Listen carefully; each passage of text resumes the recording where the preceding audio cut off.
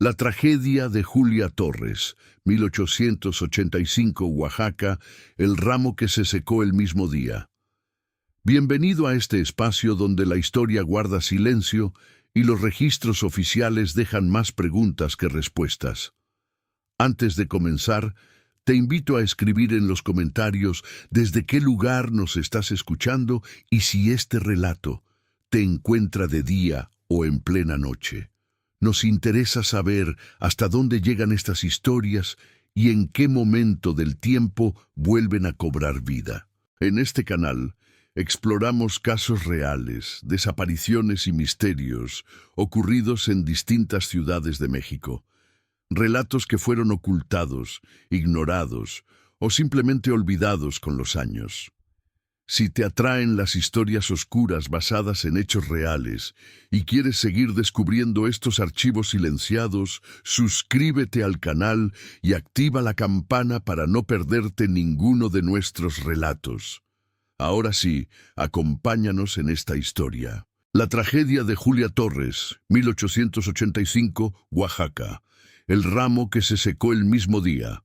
En el valle de Oaxaca, donde las montañas de la Sierra Madre del Sur creaban un anfiteatro natural alrededor de la ciudad colonial, y donde las tradiciones zapotecas se entrelazaban profundamente con las costumbres españolas, creando una cultura única en todo México, vivía una joven llamada Julia Torres. Era el año de 1885, durante el Porfiriato, cuando México disfrutaba de relativa estabilidad política después de décadas de conflicto, permitiendo que las familias acomodadas se concentraran en las celebraciones y tradiciones que definían su identidad social.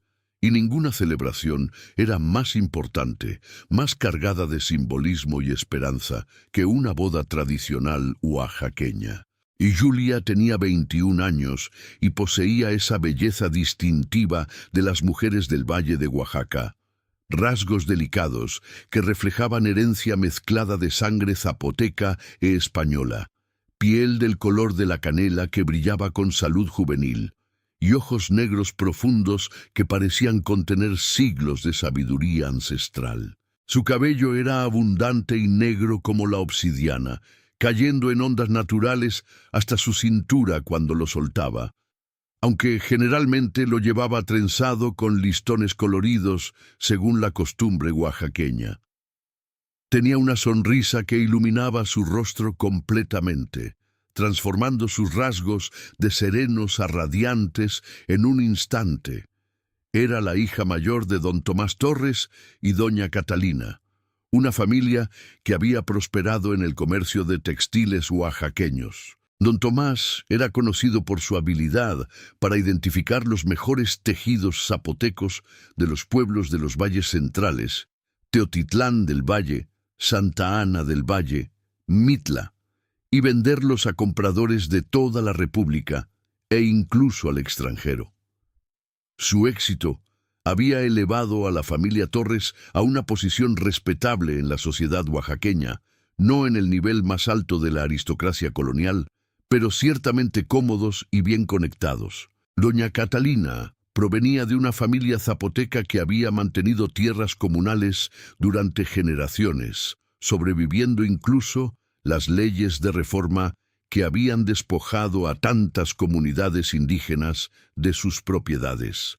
Era una mujer de profunda espiritualidad, que combinaba el catolicismo devoto con respeto por las tradiciones ancestrales de su pueblo. Había criado a Julia con esta misma dualidad, enseñándole a ser cristiana piadosa que asistía a misa cada domingo, pero también instruyéndola en las costumbres zapotecas sobre respeto a los ancestros, a la tierra, a los ciclos naturales que gobernaban la vida.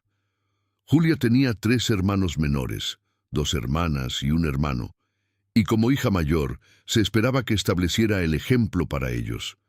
Había sido educada tanto en español como en zapoteco, hablando ambos idiomas con fluidez perfecta. Había aprendido a bordar los diseños tradicionales que adornaban los huipiles oaxaqueños, a cocinar los platillos regionales que requerían ingredientes específicos y técnicas transmitidas de generación en generación, y a comportarse con la dignidad apropiada para una joven de familia respetable. El prometido de Julia era Sebastián Navarro, un joven de 26 años cuya familia poseía haciendas productivas en el valle de Tlacolula. Los Navarro cultivaban principalmente maíz y maguey, este último para producción de mezcal, que se había convertido en negocio lucrativo a medida que la bebida ganaba popularidad más allá de Oaxaca. Sebastián era el segundo hijo, no el heredero principal, pero aún así un partido excelente, educado, trabajador, con futuro asegurado administrando una de las haciendas familiares. Físicamente, Sebastián representaba el ideal del hombre oaxaqueño de su época. Altura mediana, pero constitución fuerte de alguien acostumbrado a trabajo físico, rostro con rasgos marcados que mostraban su herencia principalmente española con toque de sangre indígena, y ojos color café claro que revelaban inteligencia y determinación.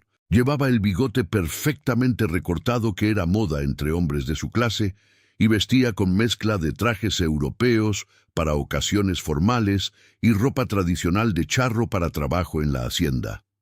El noviazgo entre Julia y Sebastián había sido arreglado inicialmente por sus familias, como era costumbre, pero durante los 2 años de cortejo formal habían desarrollado afecto genuino mutuo. Sebastián visitaba la casa Torres cada domingo después de misa, y la pareja conversaba en la sala bajo vigilancia discreta de doña Catalina.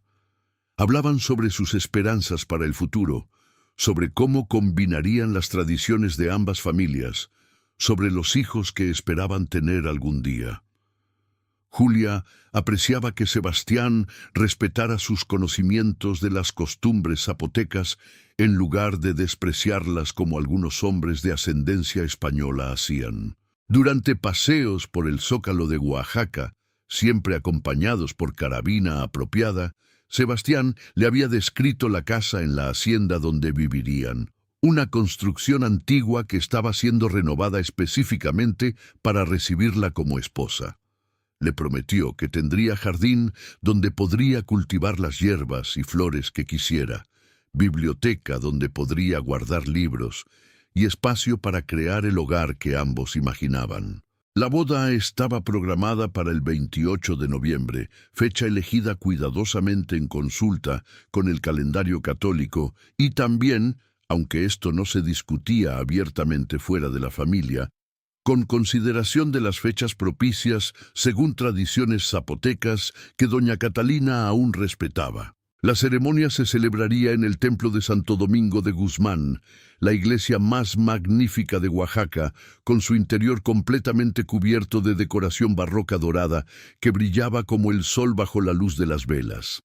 La recepción tendría lugar en la Casa Torres, una construcción colonial con patio central típico donde había espacio para los 250 invitados esperados. El menú combinaría platillos tradicionales oaxaqueños, mole negro, tlayudas, tamales de amarillo, con algunos platos europeos que la moda de la época dictaba para eventos elegantes. La música incluiría tanto mariachi como banda filarmónica, representando la fusión cultural que caracterizaba a Oaxaca. Los preparativos habían comenzado 6 meses antes de la fecha elegida. Doña Catalina había asumido responsabilidad de coordinar cada aspecto de la celebración, trabajando con intensidad que reflejaba tanto amor maternal como orgullo familiar. El vestido de Julia había sido confeccionado por las mejores costureras de Oaxaca, combinando satén blanco europeo con bordados inspirados en diseños zapotecos, flores estilizadas, grecas geométricas, símbolos que representaban fertilidad y prosperidad. El resultado era vestido que honraba ambas partes de la herencia de Julia, pero el elemento del ajuar nupcial que causaba más emoción en Julia no era el vestido, ni el velo, ni las joyas que su familia le regalaría. Era el ramo de novia que llevaría durante la ceremonia. En las tradiciones oaxaqueñas de la época, el ramo nupcial tenía significado que iba más allá de simple decoración. Las flores elegidas llevaban mensajes simbólicos, esperanzas para el matrimonio, bendiciones para la pareja, protección contra fuerzas malignas. El ramo era considerado objeto de poder casi sagrado, que debía ser preparado con cuidado específico.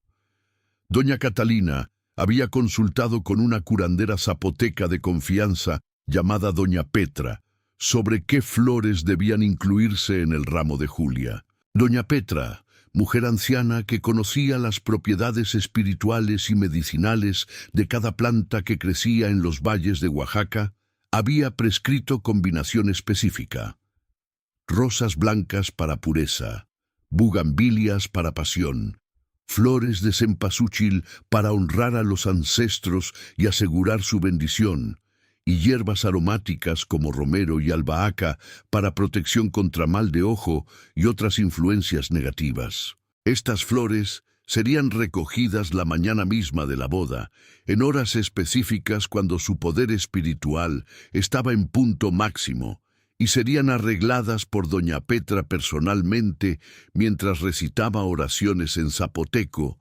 oraciones que habían sido transmitidas desde tiempos prehispánicos, adaptadas durante siglos para coexistir con el cristianismo, pero manteniendo su esencia original. El ramo sería bendecido no solo con agua bendita de la iglesia, sino también con copal encendido, el incienso tradicional usado en ceremonias zapotecas desde antes de la llegada de los españoles. Había una creencia tradicional sobre los ramos nupciales que doña Catalina tomaba muy en serio. Si el ramo permanecía fresco y hermoso durante todo el día de la boda y más allá, era señal de que el matrimonio sería largo y feliz. Pero si el ramo se marchitaba rápidamente, especialmente si se secaba de manera antinatural dentro de horas en lugar de días, era presagio de desgracia, enfermedad, infidelidad o incluso muerte prematura de uno de los cónyuges. Doña Catalina no había compartido esta creencia con Julia, no queriendo cargar a su hija con supersticiones que podrían causar ansiedad innecesaria.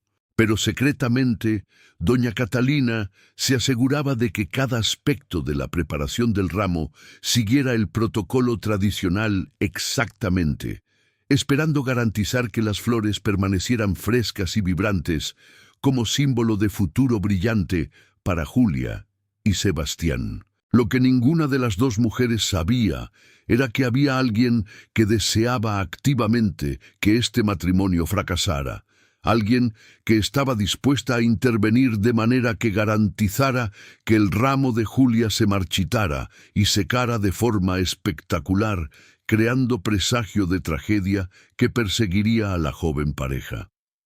Capítulo 1.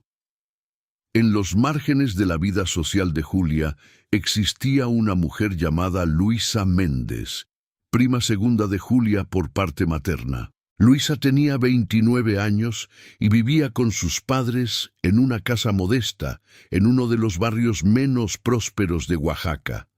La familia de Luisa había sido parte de la misma comunidad zapoteca que la familia de doña Catalina, pero mientras que los ancestros de Catalina habían logrado mantener sus tierras comunales y eventualmente prosperar a través del matrimonio ventajoso con don Tomás, la familia de Luisa había perdido progresivamente su posición económica. El padre de Luisa había sido alcohólico, que despilfarró la herencia familiar pequeña que tenían, forzando a la familia a vivir en pobreza creciente. Luisa había crecido viendo cómo su prima Catalina, de edad similar, vivía en comodidad mientras ella luchaba. Esta disparidad había sembrado semillas de resentimiento que crecieron durante décadas. Cuando doña Catalina se casó con don Tomás y elevó aún más su posición social, el resentimiento de Luisa se transformó en envidia corrosiva. Pero Luisa había aprendido a ocultar sus sentimientos, manteniendo relación superficialmente cordial con la familia Torres. Asistía a celebraciones familiares cuando era invitada, aceptaba ocasionales regalos de ropa usada o alimentos que doña Catalina le ofrecía por caridad, y expresaba gratitud apropiada mientras internamente hervía de rabia ante esta condescendencia. Sentía que debería haber sido ella quien viviera en casa grande, quien vistiera ropas finas, quien fuera respetada en la comunidad. El accidente de nacimiento, nacer en familia con padre irresponsable en lugar de padre trabajador, le parecía injusticia cósmica que merecía corrección. Cuando Luisa se enteró del compromiso entre Julia y Sebastián, su resentimiento alcanzó nuevo nivel de intensidad. Julia, hija de su prima afortunada, ahora se casaría con hombre de familia próspera, asegurando que la próxima generación también disfrutara privilegios que a Luisa le habían sido negados. Era insoportable. Luisa había pasado su juventud esperando pretendiente apropiado que nunca llegó. Su falta de dote y la reputación de su padre alcohólico la hacían candidata matrimonial poco atractiva. Ahora, a los 29, era considerada definitivamente solterona sin esperanza de casarse jamás. Durante los meses de preparación para la boda, Luisa fue invitada a ayudar ocasionalmente en la casa Torres, un gesto de inclusión familiar que doña Catalina extendía por bondad, pero que Luisa interpretaba como humillación adicional. La pobre prima, invitada por caridad a ayudar con boda que nunca tendría para sí misma. Mientras ayudaba con tareas menores como doblar servilletas o arreglar decoraciones, Luisa escuchaba las conversaciones entre doña Catalina y doña Petra sobre el ramo nupcial especial que estaban planificando. Escuchó sobre las flores específicas que serían incluidas, sobre las oraciones zapotecas que doña Petra recitaría, sobre la creencia tradicional de que frescura del ramo predecía éxito del matrimonio. Y en ese momento, un plan comenzó a formarse en la mente retorcida de Luisa. Si pudiera hacer que el ramo de Julia se marchitara y secara rápidamente de manera antinatural y espectacular, crearía presagio terrible que ensombrecería el matrimonio desde su inicio. La superstición y el miedo contaminarían lo que debería ser día de alegría pura. Luisa no era ignorante sobre plantas y hierbas. Como descendiente de curanderas zapotecas, aunque de rama empobrecida de la familia, había heredado conocimientos sobre propiedades de diversas plantas. Sabía que ciertas sustancias podían acelerar dramáticamente la marchitez de flores. Sales específicas, compuestos ácidos, extractos de plantas que interferían con la capacidad de las flores de retener agua. Si pudiera aplicar tales sustancias al ramo de Julia sin ser detectada, las flores se secarían en cuestión de horas en lugar de días, creando efecto espectacular y perturbador. El plan de Luisa era astuto en su simplicidad. Sabía que el ramo sería preparado por doña Petra la mañana de la boda y luego guardado en la casa Torres hasta el momento en que Julia lo necesitara para la procesión a la iglesia. Durante ese tiempo, habría momentos cuando el ramo estaría desatendido.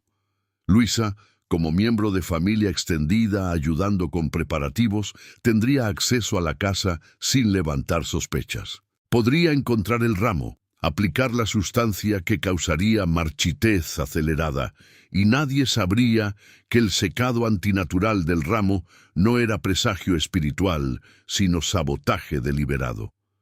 Durante las semanas previas a la boda, Luisa preparó su veneno para flores. Visitó mercados en diferentes partes de Oaxaca, comprando ingredientes en pequeñas cantidades de diversos vendedores para que nadie pudiera rastrear sus compras. Compró sales de Epsom, vinagre concentrado, y extractos de plantas como la adelfa que contenían compuestos tóxicos para vida vegetal. Experimentó con diferentes combinaciones en flores robadas de jardines, buscando la mezcla que causaría marchitez más rápida y dramática. Finalmente perfeccionó una solución que, cuando se aplicaba a tallos de flores cortadas, causaba deshidratación casi instantánea. Las flores se marchitaban visiblemente en cuestión de 1 a 2 horas, volviéndose marrones y quebradizas como si hubieran sido dejadas al sol del desierto durante semanas. El efecto era antinatural, perturbador, exactamente lo que Luisa buscaba. Guardó esta solución en frasco pequeño que escondió en el bolsillo de su vestido, esperando el momento apropiado para usarla. Su corazón se llenaba alternativamente de anticipación malévola y ocasionales punzadas de culpa que rápidamente suprimía. Julia no le había hecho daño personal, era verdad, pero Julia representaba todo lo que Luisa odiaba sobre las injusticias de su vida. Privilegio no ganado, felicidad inmerecida, futuro brillante basado simplemente en suerte de nacimiento. Destruir la felicidad de Julia, aunque fuera solo simbólicamente a través del ramo marchito, proporcionaría a Luisa satisfacción que nada más podría darle. Capítulo 2. La última semana antes de la boda transcurrió en actividad frenética en la casa Torres. Cada día traía nuevas tareas que completar, detalles finales que verificar. Doña Catalina supervisaba todo con ojo meticuloso, asegurándose de que cada elemento de la celebración honrara apropiadamente tanto las tradiciones católicas como las costumbres zapotecas que consideraba igualmente importantes. Julia pasaba sus días entre pruebas finales de vestido, ensayos de la ceremonia en Santo Domingo y preparación emocional para el cambio masivo que vendría. Por las noches se sentaba con su madre mientras doña Catalina le daba consejos sobre vida matrimonial, sobre cómo ser buena esposa, sobre los misterios de la noche de bodas que se discutían solo en susurros y eufemismos. Eran momentos íntimos que Julia atesoraría, últimas conversaciones como hija soltera antes de convertirse en mujer casada. Sebastián visitaba cada tarde, trayendo pequeños regalos y compartiendo su propia emoción ante la boda inminente. Le contaba sobre los preparativos finales en la hacienda, sobre la habitación que había sido decorada especialmente para ella, sobre los caballos finos que había comprado para que pudieran cabalgar juntos por la propiedad. Julia apreciaba estos detalles, estas señales de que Sebastián había pensado cuidadosamente sobre cómo hacerla feliz en su nuevo hogar. Luisa había estado presente en la casa Torres durante varios de estos días, ayudando con tareas menores bajo pretexto de apoyo familiar. Doña Catalina apreciaba la ayuda sin sospechar las intenciones reales de su prima. Luisa observaba cuidadosamente, memorizando la disposición de la casa, identificando dónde sería guardado el ramo, planeando exactamente cuándo y cómo ejecutaría su sabotaje. La mañana de la boda amaneció con cielo despejado y temperatura perfecta, ni demasiado calurosa ni demasiado fría. Parecía que los cielos mismos bendecían la unión de Julia y Sebastián. Doña Petra llegó temprano, antes del amanecer, para comenzar la preparación del ramo nupcial. Había recogido las flores durante las horas específicas la noche anterior y las había mantenido frescas en agua durante la noche. En el patio de la casa Torres, doña Petra trabajaba con reverencia casi ceremonial. Primero quemó copal en brasero pequeño, permitiendo que el humo fragante purificara el espacio. Luego comenzó a arreglar las flores, recitando oraciones en zapoteco mientras trabajaba. Las rosas blancas formaban el núcleo del ramo, rodeadas por bugambilias vibrantes, flores de cempasúchil de color naranja brillante y hierbas aromáticas entrelazadas a través de todo. El resultado era ramo espectacular que combinaba belleza visual con significado espiritual profundo. Las flores estaban en su punto máximo de frescura, vibrantes con vida, sus colores brillantes bajo la luz matutina. Doña Petra roció el ramo con agua bendita de la iglesia. Luego lo colocó en jarrón con agua en la sala de la casa, donde permanecería hasta que Julia lo necesitara. El proceso de vestir a Julia comenzó a las 9 de la mañana. Fue ritual elaborado que requirió 4 horas completas. El baño ceremonial con hierbas aromáticas, el peinado intrincado que incorporaba listones de colores tradicionales entrelazados con el cabello negro de Julia, la aplicación de maquillaje sutil apropiado para novia respetable. Luego vino el vestido mismo, capa sobre capa de tela, cada botón abrochado cuidadosamente, cada pliegue ajustado perfectamente. Mientras esto sucedía en la habitación de Julia en el segundo piso, Luisa había llegado temprano bajo pretexto de ayudar con preparativos finales en el piso inferior. Doña Catalina, ocupada supervisando a Julia arriba, había agradecido a Luisa por su disposición de ayudar y le había pedido que verificara que las flores decorativas en la sala estuvieran frescas y arregladas apropiadamente. Esta era exactamente la oportunidad que Luisa había estado esperando. Se encontró sola en la sala durante preciosos minutos, con el ramo de Julia en su jarrón, vulnerable y desprotegido. Con manos que temblaban ligeramente, Luisa sacó el frasco pequeño de su bolsillo. Contenía la solución que había perfeccionado, combinación de sales, ácidos y extractos vegetales que causarían marchitez acelerada dramática. Luisa miró alrededor rápidamente para asegurarse de que nadie la observaba. Luego vertió aproximadamente la mitad del contenido del frasco en el agua del jarrón que sostenía el ramo. El líquido transparente se mezcló instantáneamente con el agua, invisible e indetectable. Luisa guardó el frasco y retrocedió, contemplando su obra. Las flores se veían perfectamente normales ahora, pero sabía que comenzarían a absorber la solución venenosa a través de sus tallos. En pocas horas, los efectos serían visibles. Primero marchitez sutil, luego secado acelerado hasta que las flores estuvieran completamente muertas y quebradizas. Satisfecha, Luisa regresó a sus tareas asignadas, manteniendo expresión de sirviente útil, mientras internamente saboreaba anticipación de la devastación que vendría. E imaginaba el rostro de doña Catalina cuando viera el ramo marchitarse. El horror de los invitados supersticiosos cuando presenciaran el presagio terrible, la sombra permanente que caería sobre el matrimonio de Julia desde su primer día. Capítulo 3. A la 1 de la tarde, Julia estaba completamente vestida y lista. El efecto era impresionante. Una novia que encarnaba perfectamente la fusión de culturas que era Oaxaca. El vestido europeo blanco con bordados zapotecas, el velo de tul, decorado con motivos tradicionales, las joyas que combinaban perlas españolas con jade verde que había pertenecido a ancestros de doña Catalina. Julia era simultáneamente moderna y tradicional, española y zapoteca, mirando hacia el futuro mientras honraba el pasado. Fue en este momento que el ramo fue traído para Julia. Una de las criadas lo llevó cuidadosamente desde la sala al segundo piso, sosteniéndolo reverentemente. Cuando entró a la habitación de Julia, doña Catalina tomó el ramo para inspeccionarlo antes de dárselo a su hija. Lo que vio hizo que frunciera el ceño con preocupación. Las flores, que habían estado vibrantes y frescas, apenas una hora antes, ya mostraban señales de marchitez. Los pétalos de las rosas blancas habían perdido algo de su firmeza, comenzando a doblarse ligeramente en los bordes.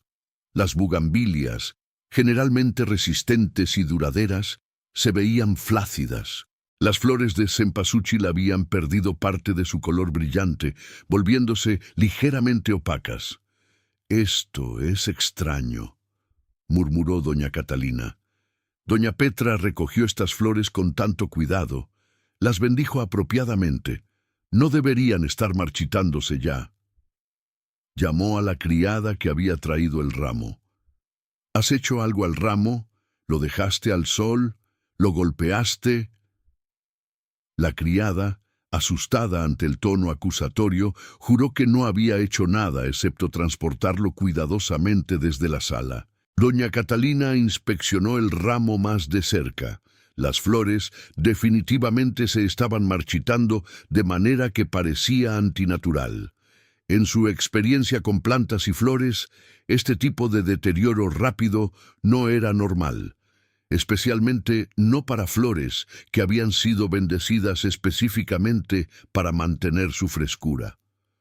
Un escalofrío de premonición recorrió la espina dorsal de doña Catalina. Recordó la creencia tradicional sobre ramos nupciales, que su frescura predecía el éxito del matrimonio, pero no debía compartir estas preocupaciones con Julia en su día de boda. Eso sería cruel e innecesario, especialmente porque probablemente había explicación mundana para la marchitez temprana. «Debe ser el calor», dijo doña Catalina con voz más firme de lo que sentía. «Noviembre puede ser caluroso en Oaxaca. Las flores se recuperarán una vez que estemos en la frescura de la iglesia». No creía completamente sus propias palabras, pero necesitaba mantener la moral alta para su hija. Julia aceptó la explicación sin cuestionar, demasiado emocionada y nerviosa por la ceremonia inminente para preocuparse mucho por las flores. Tomó el ramo en sus manos, admirando los colores aún hermosos a pesar de la marchitez incipiente. Los pétalos se sentían ligeramente secos contra su piel, pero el ramo aún era hermoso, aún olía maravillosamente a mezcla de fragancias florales y hierbas aromáticas. La procesión hacia Santo Domingo comenzó a las 2 de la tarde. Julia viajó en carruaje adornado con flores blancas y listones coloridos, acompañada por su padre. Don Tomás, usualmente estoico, tenía lágrimas en los ojos mientras miraba a su hija mayor, tan hermosa en su vestido de novia. «Tu madre y yo estamos muy orgullosos de ti», dijo con voz quebrada. «Sebastián es hombre afortunado». Las calles de Oaxaca estaban llenas de gente que había salido para ver pasar a la novia. Niños corrían junto al carruaje, arrojando pétalos de flores. Mujeres gritaban bendiciones desde ventanas y puertas. Era celebración comunitaria, no solo evento privado, reflejando las tradiciones oaxaqueñas donde bodas de familias conocidas eran compartidas por toda la sociedad. El templo de Santo Domingo se alzaba imponente, su fachada barroca brillando bajo el sol de la tarde. El interior estaba magníficamente decorado. Flores cubriendo el altar, velas creando luz dorada, incienso perfumando el aire. Los 250 invitados llenaban los bancos, vestidos en mezcla de ropa europea formal y trajes tradicionales oaxaqueños. La banda filarmónica tocaba música solemne que resonaba bajo las bóvedas altas. Sebastián esperaba en el altar, claramente nervioso pero radiante. Cuando vio a Julia comenzar su camino hacia él del brazo de don Tomás, su rostro se transformó en expresión de amor puro. Ella era más hermosa de lo que había imaginado, una visión perfecta de todo lo que había esperado en esposa. Julia caminaba lentamente, consciente del peso del vestido y el velo, sosteniendo el ramo contra su pecho. Pero mientras caminaba, notó algo perturbador. El ramo se sentía cada vez más seco en sus manos. Los pétalos, que habían estado suaves aunque ligeramente marchitos cuando salió de casa, ahora se sentían quebradizos. Podía sentirlos desmoronándose ligeramente bajo la presión de sus dedos. Cuando llegó al altar y se paró junto a Sebastián, doña Catalina, quien había llegado antes y estaba sentada en el primer banco, pudo ver el ramo claramente. Lo que vio la horrorizó. Las flores se estaban secando visiblemente mientras observaba, transformándose de flores marchitas a restos completamente deshidratados en cuestión de minutos. Era como si décadas de envejecimiento estuvieran comprimidas en momentos, las flores pasando de vida a muerte en aceleración antinatural. Los pétalos de las rosas blancas comenzaron a volverse marrones en los bordes, luego completamente marrones, luego casi negros. Las bugambilias se arrugaron como papel quemado. Las flores de cempasúchil, que deberían haber mantenido su color vibrante durante días, se desvanecieron a tono café opaco. Las hierbas aromáticas se secaron hasta volverse quebradizas como ramitas muertas. El proceso era tan dramático, tan visible, que otros invitados comenzaron a notarlo también. Murmullos de alarma se extendieron por la iglesia. Los que conocían las tradiciones zapotecas sobre ramos nupciales entendían inmediatamente el significado. Esto era presagio terrible, señal de que el matrimonio estaba condenado desde el principio. Julia misma sintió el cambio en el ramo que sostenía. Lo bajó para mirarlo y jadeó en horror. El hermoso arreglo que doña Petra había preparado con tanto cuidado esa mañana era ahora poco más que colección de flores muertas, secas hasta el punto de desintegrarse. Mientras Julia observaba, pétalos comenzaron a caerse, flotando al suelo de mármol de la iglesia como cenizas oscuras. El padre Domingo, el sacerdote que oficiaría la ceremonia, había presenciado muchas bodas durante sus 40 años de servicio, pero nunca había visto ramo marchitarse tan dramáticamente. Había escuchado las historias sobre presagios en ramos nupciales, pero siempre las había descartado como superstición. Ahora, viendo este fenómeno imposible con sus propios ojos, sintió escalofrío de inquietud. Sebastián, notando la angustia en el rostro de Julia, miró el ramo y también quedó choqueado. «¿Qué está pasando?», murmuró. Doña Catalina se puso de pie de su asiento, su rostro pálido. Esto no era natural. Flores no se secaban así, tan rápidamente, tan completamente. Algo estaba terriblemente mal. Capítulo 4. Un murmullo creciente de alarma llenaba la iglesia. Los invitados se inclinaban para susurrar a sus vecinos, señalando el ramo cada vez más deteriorado. Algunos de los asistentes mayores, más versados en tradiciones antiguas, hacían la señal de la cruz, murmurando oraciones protectoras. El presagio era innegable. Un matrimonio que comenzaba con tal señal estaba maldito. Julia sentía que el pánico amenazaba con abrumarla. Había esperado este día durante 2 años, había planeado cada detalle, había imaginado que sería perfecto. Y ahora, frente a todos los que conocía, el ramo que simbolizaba su matrimonio se estaba desintegrando en sus manos. ¿Qué significaba esto? ¿Estaba realmente condenado su matrimonio antes de comenzar? Sebastián, viendo las lágrimas formándose en los ojos de Julia, tomó acción decisiva. Se quitó el saco de su traje formal y lo extendió sobre sus brazos. «Dame el ramo», dijo suavemente a Julia. Cuando ella obedeció, confundida, Sebastián envolvió el ramo moribundo en su saco, ocultándolo completamente de la vista. Luego se volvió para enfrentar a la congregación reunida. «Amigos, familia», dijo con voz clara que resonó en la iglesia silenciada. «Veo que muchos están perturbados por lo que ha sucedido al ramo de Julia. Sé que algunos de ustedes ven esto como mal presagio, como señal de que nuestro matrimonio está condenado». Hizo pausa, permitiendo que sus palabras fueran absorbidas. «Pero yo rechazo esa interpretación». Se volvió hacia Julia, tomando su mano en la suya. «Julia, yo te elegí no por superstición ni presagio, sino porque te amo. Porque admiro tu bondad, tu inteligencia, tu espíritu. He pasado 2 años conociéndote y cada día mi certeza de que eres la mujer correcta para mí ha crecido. No permitiré que flores marchitas cambien eso». Se volvió nuevamente hacia la audiencia. «Para aquellos que creen en presagios, consideren esto. Tal vez el marchitamiento del ramo no es presagio de nuestro matrimonio, sino prueba de nuestra fe mutua. Tal vez Nos muestra que enfrentaremos dificultades, como todas las parejas, pero que permaneceremos juntos a pesar de ellas.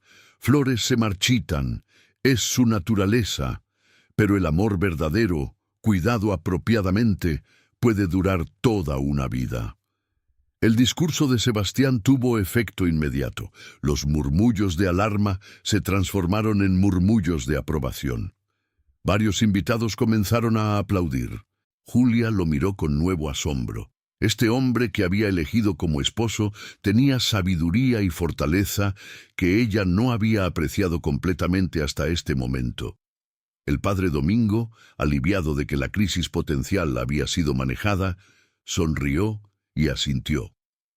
Bien dicho, hijo. Ahora, si están listos, procedamos con la ceremonia. Julia y Sebastián se volvieron hacia el altar y la ceremonia comenzó. Los votos fueron intercambiados con voces claras y firmes. Los anillos fueron bendecidos y colocados. Las lecturas fueron pronunciadas, las oraciones recitadas. Cuando finalmente el padre Domingo los declaró marido y mujer, el aplauso fue ensordecedor. No solo celebrando el matrimonio, sino también la forma en que la pareja había manejado el momento de crisis con dignidad y fe. Pero mientras la ceremonia procedía, doña Catalina no podía dejar de pensar en el ramo imposiblemente marchito. Su instinto le decía que esto no había sido fenómeno natural ni presagio espiritual. Había sido sabotaje deliberado. Alguien había hecho algo al ramo, aplicado alguna sustancia que causó el secado acelerado. La pregunta era quién y por qué. Después de la ceremonia, mientras los invitados se trasladaban a la casa Torres para la recepción, doña Catalina discretamente pidió a don Tomás que recuperara el ramo envuelto que Sebastián había dejado en la sacristía. Cuando lo desenvolvió privadamente, examinándolo más de cerca, detectó olor extraño. Algo químico, medicinal casi. No era el aroma natural de flores muertas. Doña Catalina llevó el ramo a doña Petra, quien había permanecido en la casa Torres, supervisando aspectos tradicionales de la recepción. Cuando la curandera vio y olió el ramo, su rostro se puso grave. «Esto no es natural», declaró. «Estas flores fueron envenenadas deliberadamente. Puedo oler sales y ácidos, extractos de plantas que aceleran muerte vegetal. Alguien hizo esto intencionalmente». La revelación confirmó las sospechas de doña Catalina. «¿Quién?», preguntó, aunque parte de ella ya comenzaba a tener sospecha incómoda. Repasó mentalmente quién había tenido acceso al ramo esa mañana. El ramo había estado en la sala, donde Luisa había estado trabajando sola durante algún tiempo. Doña Catalina encontró a Luisa entre los invitados en la recepción, bebiendo ponche y conversando superficialmente con otros miembros de familia. La llamó aparte discretamente. «Luisa, necesito hablar contigo sobre algo importante». Llevó a su prima a una habitación privada, cerrando la puerta detrás de ellas. «El ramo de Julia fue saboteado esta mañana», dijo doña Catalina sin preámbulo, observando cuidadosamente la reacción de Luisa. «Alguien aplicó sustancias que causaron que se marchitara antinaturalmente rápido. Tú estuviste en la sala donde el ramo estaba guardado. ¿Viste algo? ¿Alguien sospechoso?» Luisa sintió que su estómago se hundía. Había anticipado que el sabotaje podría ser descubierto eventualmente, pero no tan rápidamente. Intentó mantener expresión inocente. «No vi nada», mintió. «Estaba ocupada arreglando las otras flores. No presté atención al ramo de Julia». Pero doña Catalina conocía a Luisa desde la infancia. Podía leer las señales sutiles de engaño, la forma en que Luisa evitaba contacto visual directo, cómo sus manos se retorcían nerviosamente, el ligero temblor en su voz. «Luisa», dijo suavemente, pero con acero en su tono, «sé que fuiste tú. La pregunta es ¿por qué? ¿Qué te ha hecho Julia para merecer tal crueldad?» Bajo la mirada penetrante de su prima, la determinación de Luisa finalmente se quebró. Comenzó a llorar. Lágrimas de frustración, rabia y algo de remordimiento retrasado. «No es justo», sollozó. «Tú tienes todo. Siempre has tenido todo. Casa hermosa, esposo bueno, hijos que se casan bien. Mientras yo no tengo nada. Vivo en pobreza, sin esperanza de matrimonio, sin futuro. Y ahora Julia tendrá todo también, continuando el ciclo. No pude soportarlo». Doña Catalina escuchó la confesión con mezcla de compasión y decepción. «Luisa, las circunstancias de tu vida son difíciles, es verdad. Tu padre te falló y eso no fue tu culpa. Pero Julia no te robó nada. Su felicidad no causa tu desgracia. Y lo que hiciste hoy, intentar ensombreciar su día de boda con presagio falso, eso fue cruel e imperdonable». Capítulo 5. Doña Catalina enfrentaba dilema moral. Por un lado, Luisa había cometido acto malicioso que podría haber arruinado completamente la boda de Julia si Sebastián no hubiera intervenido tan sabiamente. Por otro lado, Luisa era familia, prima que había sufrido genuinamente injusticias de la vida, y exponerla públicamente causaría escándalo familiar que ensombrecería la celebración que aún estaba en progreso. Después de momento de reflexión, doña Catalina tomó decisión. «Luisa, no voy a denunciarte públicamente hoy. No arruinaré la recepción de Julia con este drama. Pero debes irte ahora, inmediatamente, y después de hoy ya no eres bienvenida en mi casa. Cortaré todos los lazos entre nuestras familias. La caridad que te he extendido durante años termina ahora». Luisa, devastada pero también aliviada de evitar humillación pública, asintió llorando. «Lo siento», susurró. «Realmente lo siento». Pero doña Catalina no estaba segura si Luisa lamentaba sus acciones o simplemente lamentaba haber sido atrapada. Después de que Luisa partió discretamente de la recepción, doña Catalina regresó a la celebración, determinada a no permitir que este incidente arruinara el día de su hija. La fiesta continuó hasta bien entrada la noche.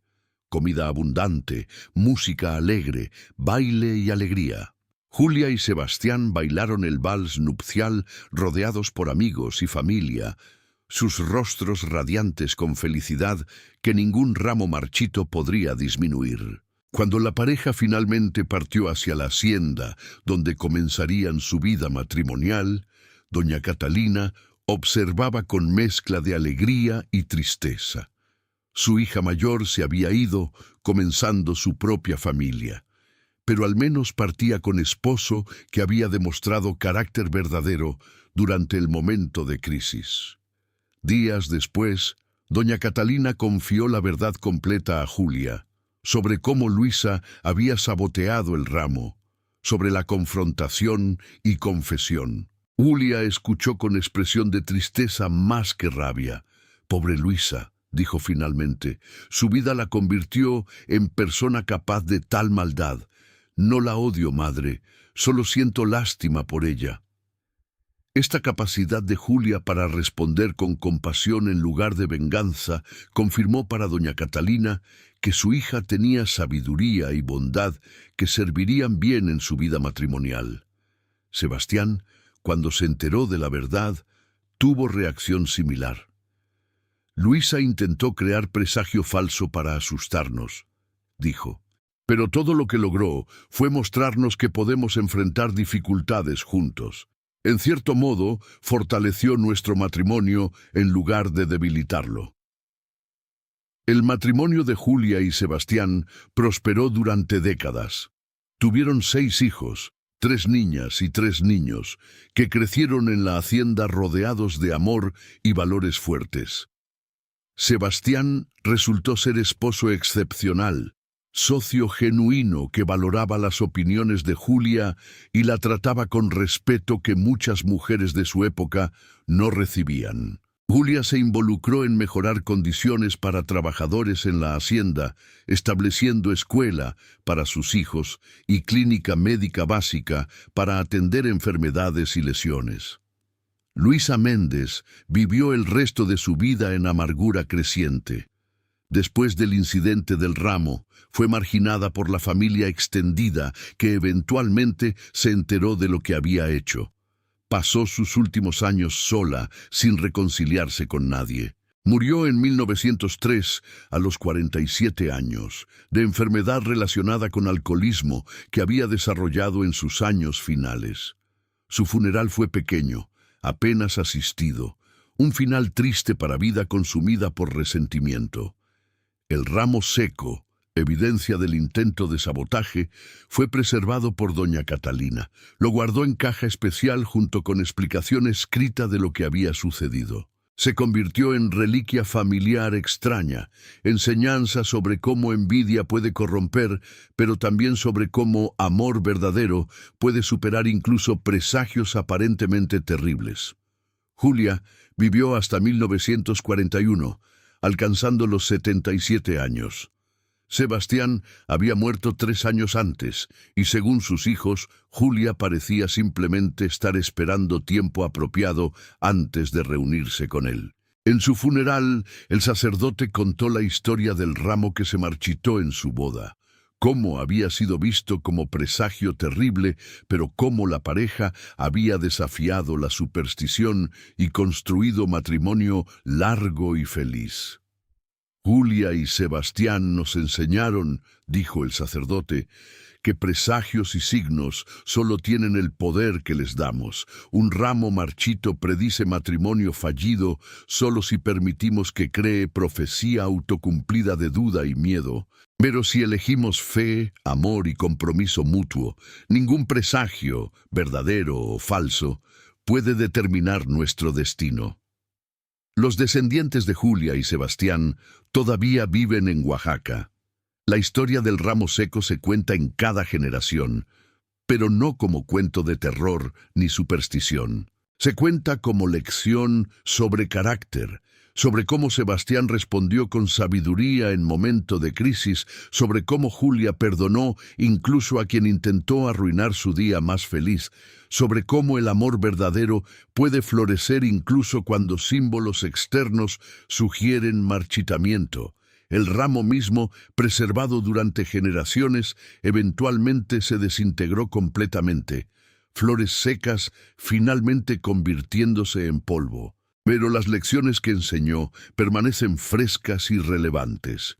Que envidia envenena al envidioso más que a su objetivo, que circunstancias externas, favorables o desfavorables, no determinan calidad de nuestras relaciones, y que fortaleza de carácter, revelada en momentos de crisis, es predictor mucho más confiable de futuro feliz que cualquier presagio o superstición. Si esta historia del ramo marchito te ha conmovido y quieres descubrir más casos reales de tragedias, crímenes pasionales y misterios históricos de México y América Latina, te invito a que des like, te suscribas al canal y actives las notificaciones. Me encantaría leer tu opinión. ¿Crees en presagios y símbolos en bodas? ¿Fue correcta doña Catalina al no exponer públicamente a Luisa? Comparte tus reflexiones en los comentarios y nos vemos en el próximo video con otra historia que te hará pensar sobre tradiciones, supersticiones y la naturaleza humana en su mejor y peor expresión.